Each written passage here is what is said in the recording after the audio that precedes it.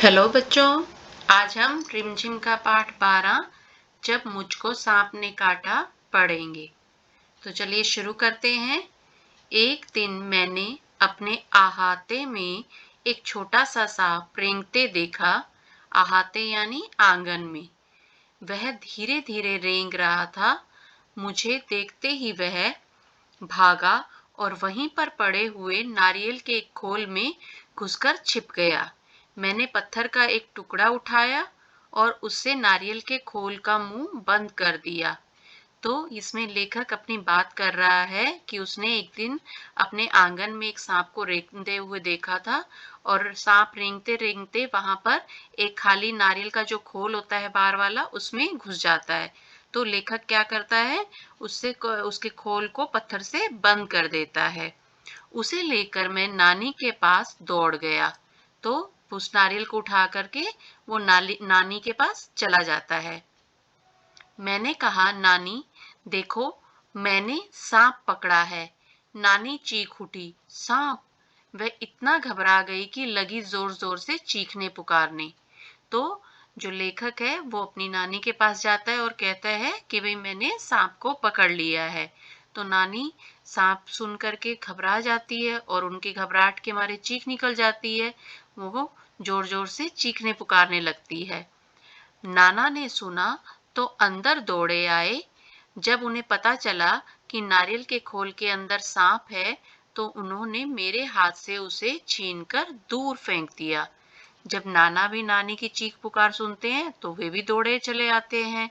और जब उन्हें पता चलता है कि नारियल के खोल में सांप है तो वो मेरे हाथ से छीन करके और उसे दूर फेंक देते हैं। नन्हा सांप बाहर निकल आया और रेंगता हुआ पास की झाड़ी में गायब हो गया।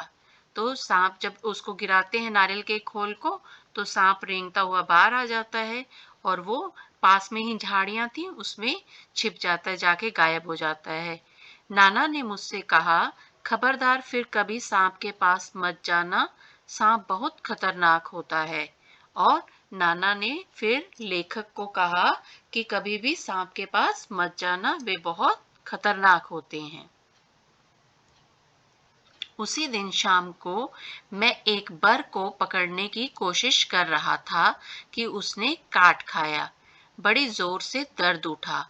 मुझे दर्द से कर्राते देखकर नानी ने सोचा कि मुझे सांप ने काट लिया है। तो एक उसी दिन शाम को क्या हुआ कि मैं यानी लेखक अपनी बात कर रहा है कि मैंने बर को पकड़ने की कोशिश की।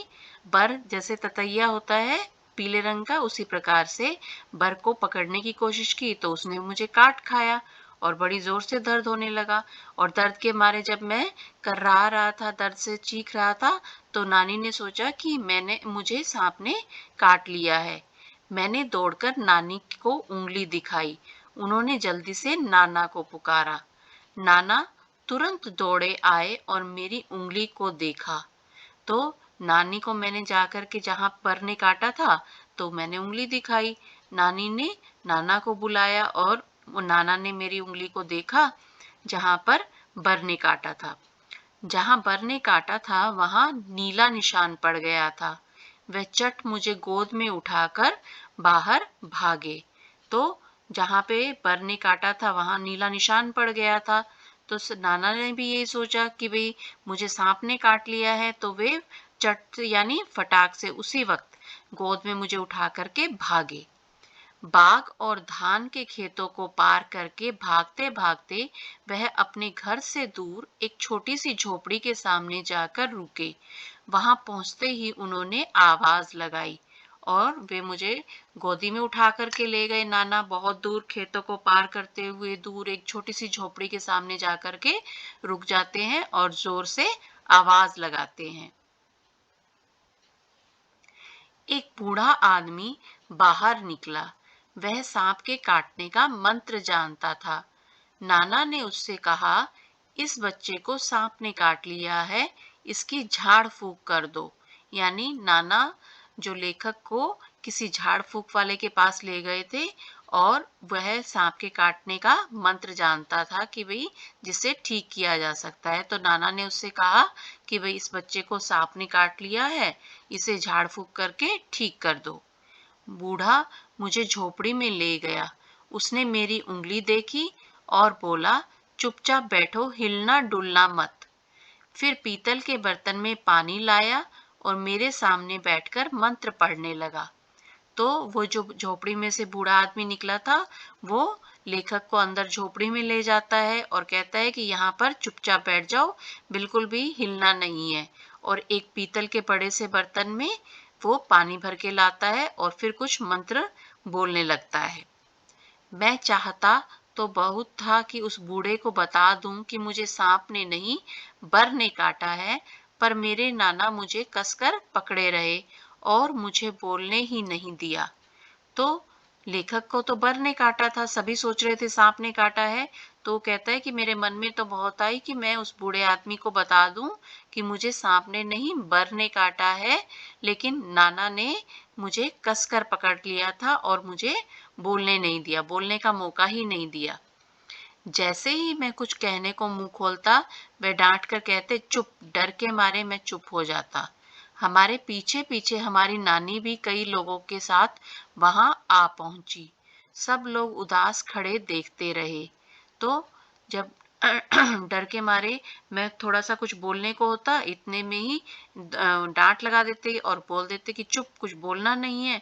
तो मैं चुप हो जाता और फिर थोड़ी देर में नानी भी बहुत से लोगों को लेकर के वहां पहुंच जाती है और सभी के चेहरे बहुत उदास थे, सब उदास दिखाई दे रहे थे। तब तक मेरी उंगली का दर्द जा चुका था, फिर भी मुझे वहां जबरदस्ती बैठकर झाड़ फूक करवानी पड़ रही थी। कुछ मिनट बाद बूढ़ा आदमी उठा। उसने उसी बर्तन के पानी से मेरी उंगली धोई और मुझे पिलाया भी। तो काफी देर हो गई थी बर के काटे काटे हुए। तो उसके बाद दर्द, जो उंगली में दर्द हो रहा था, वो अब दर्द भी कम हो गया था, खत्म हो गया था।